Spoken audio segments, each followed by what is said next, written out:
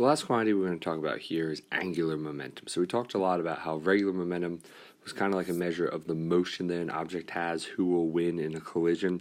Angular momentum is a measure of the rotational motion an object has. We'll be talking a little bit less about collisions here than we did with momentum, but we still will do that some. But it's the rotational motion.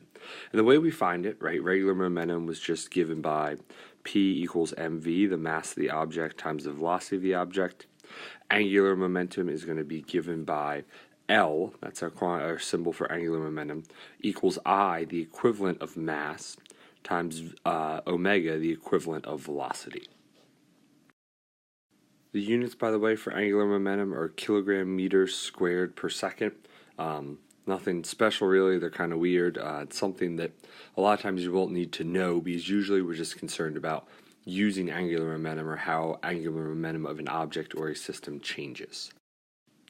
So we have two reasons that angular momentum matters. The first is that angular momentum is conserved, just like linear momentum. So we did Pi equals Pf, conservation of linear momentum.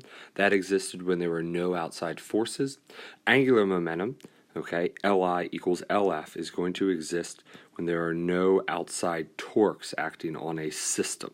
Okay, so assuming there's no outside torques acting on an object or a system, the angular momentum will be conserved. We also can look at how a torque will change, a net torque will change the angular momentum of a system, just like we looked at how a net force changed the linear momentum. So before we looked at impulse, the change in momentum, which was average force multiplied by our time. The same thing exists for angular momentum. The average torque multiplied by our time gives us the change in the angular momentum. And if we have a graph, a torque versus time graph, the area under the curve, okay, is going to give us the change in angular momentum, just like the area on a force versus time graph gave us the linear momentum. There is going to be one key difference with conservation of angular momentum, something that we didn't really talk about with linear momentum, and that is that sometimes when we're dealing with angular momentum, we'll actually only be dealing with the momentum of a single object being conserved. So with linear momentum, we are usually worried about collisions and explosions between two or more objects. However, angular momentum, sometimes we'll be looking at situations where the moment of inertia changes. Right? This didn't really happen for linear momentum because that would mean the mass of the object was changing. Okay, so we're going to look at situations where the moment of inertia is changing, and that ultimately is going to lead to a change in the angular speed. So if we think about our big equation, conservation of angular momentum, Li equals Lf, we can substitute in our equation for angular momentum, which is I, our moment of inertia, times omega, our angular speed, and what we get is this equation here, okay? I initial, omega initial times I equals I final, omega final. And so this tells us about the relationship between the initial and final moment of inertia and the initial and final angular speed. And we can see how changing one of them will lead to a change in the other.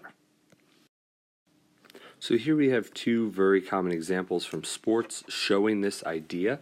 Okay, in the first case, we think about a figure skater who's spinning, and she initially has her arms spread out, and she brings them in close to her body.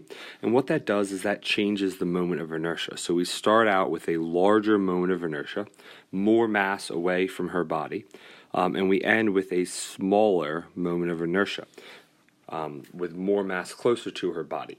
And so what the effect that ends up having is that initially she's spinning at a much slower rate, and in the end she's spinning at a much greater rate, a much higher angular speed. All right, and so that's a great example of showing how changing her moment of inertia, moving that mass in closer to her body, ultimately changes her speed. All right. Diving is another one where this is really prevalent. Okay, we see once again here the diver initially jumps up. Okay, and she tucks into this ball here. Okay, doing that decreases her moment of inertia and helps her to rotate faster. So this idea is very common in figure skating and gymnastics and ballet and a lot of other areas. And if you've ever done that, you know that what you need to do to help yourself rotate, to help yourself spin, is to get that mass closer to your body, decrease your moment of inertia, because angular momentum will be conserved in that situation, and that's going to increase your angular speed. So we have two quick conceptual questions here. A merry-go-round is rotated at a rate of omega, and a student who's initially at rest jumps on the edge of the moving merry-go-round. We want to know what will happen to the rotational speed of the merry-go-round after the student jumps on. And so what's going to happen here is we go from this initially rotating merry-go-round, going at some speed here, omega, and then the student is going to jump onto this merry-go-round. It's obviously going to continue rotating. However, what we have done now is we have now increased our moment of inertia. We now have more mass, and we have mass on the edge of our system here.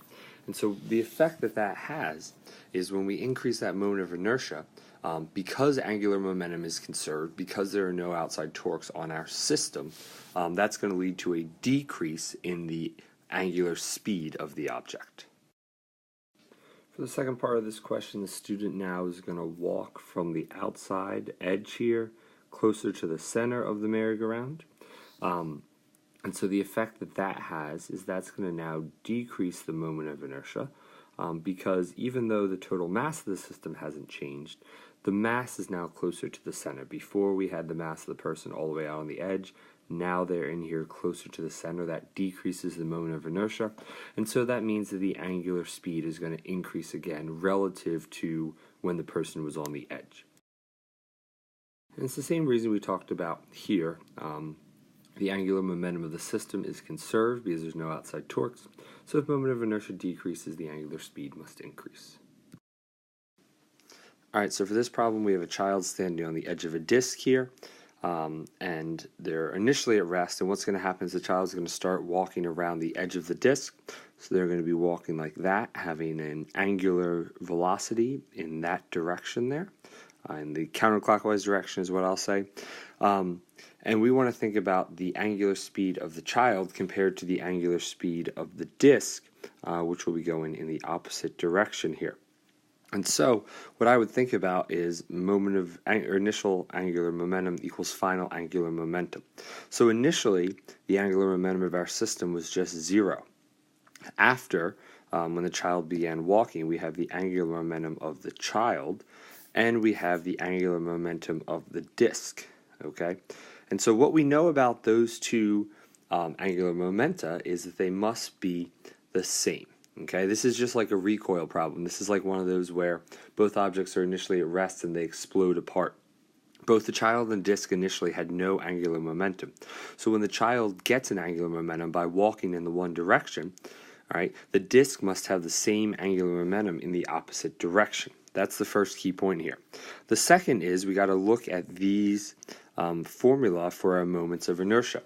We see that the child, having the same mass as the disk, is going to have a greater moment of inertia because the disk has this 1/2 term in front of it. Okay, so since the disk has a smaller moment of inertia, that means that the angular speed of the disk is actually going to be bigger in order to have the same angular momentum as the child. Let's go ahead and do an actual practice problem here. So we have a figure skater that can increase her rotational speed from 0.5 revolutions per second to 3 revolutions per second during a jump, much like the diagram we talked about earlier. We know the initial moment of inertia of the figure skater. We want to find her new moment of inertia. Okay, so we're going to be thinking about conservation of angular momentum, and in this case it's just a single object that has angular momentum. So we're going to be thinking about the fact that her initial angular momentum equals her final angular momentum. We just have a change in the moment of inertia. So we can plug in some of the things we know here. We know our initial moment of inertia is 4.6. Our initial angular speed is 0.5. I realize it's in revolutions per second, but we'll talk about that in 1 minute. And our final angular speed is 3, also revolutions per second. Because we have both of those angular speeds in revolutions per second, and they're all on each side of this equation, the units actually don't matter. We could, of course, convert them to radians per second, but we don't have to do that. Okay, so leaving them as revolutions per second, if we go ahead and solve for our moment of inertia here, we find that our new moment of inertia is going to be 0.77 kilogram meters squared. So that's the first part. The second part, is there any work done on the figure skater during this time? And if so, by what force? All right. So let's think about the energy of this figure skater. E initial plus work equals E final. Okay, and we're starting with rotational kinetic energy. We want to know if there's any work being done, so I'm just going to put that term in there, and we're ending with rotational kinetic energy. So here's what I would think about. We could go ahead and actually calculate this out, but just thinking about that rotational kinetic energy equation, 1/2 I omega squared.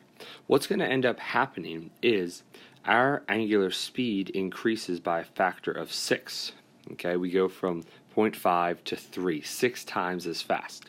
In the process, our moment of inertia decreases by a factor of 6. All right. But if we go ahead and actually carry through that change here, okay, and divide our moment of inertia by 6 and multiply our angular speed by 6, what ultimately ends up happening, though, is that since that angular speed term is squared, this actually represents an increase in our rotational kinetic energy. It's actually going to be 6 times as much as it was before. And so that means that, yes, in fact, there was some work being done on our system. And the force that's ultimately doing that work is the force of her pulling her arms in. I know this is something we maybe don't think about, okay, but it actually takes force for that figure skater to have her arms out on the edge and then to pull them in close to her body. And that force being exerted over a distance, pulling her arms in closer to her body, decreasing her moment of inertia, is the force that ultimately causes work to be done on her, allowing her to increase her energy.